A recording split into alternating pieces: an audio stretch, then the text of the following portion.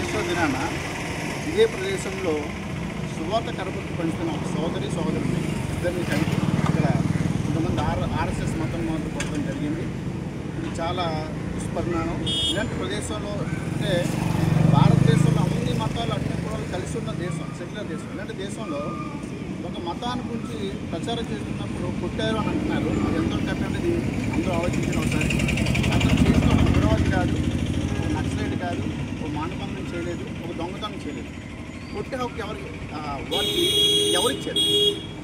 ఇటువంటి పరిస్థితుల్లో ఇక్కడ క్రైస్తవులు అందరం కూడా ఏకతడిగా రావాలి. వాళ్ళు వీరు డినామినేషన్ సమస్య లేకుండా దేవుని నమ్ముకున్న అందరూ ఒక ఏకతడి రావాలి. ఈనాడు ఆంధ్రప్రదేశ్లో కానీ తెలంగాణలో కానీ చాలా ఇష్యూలు జరుగుతున్నాయి, క్రైస్తవుల మీద చాలా దాడులు జరుగుతున్నాయి. ఇవన్నిటిని అరికట్టాలంటే అందరం కలిసి ఒక తాటి రావాలి. ఇలాంటి ఇష్యూలు జరుగుతున్న ముందే మా ఆర్కేపీ వ్యవస్థాపక అధ్యక్షులైన అద్దె రంజితోఫ్రి గారు ఆర్కేపీ స్థాపించారు. దయచేసి అందరం తాటి మీద వద్దాం.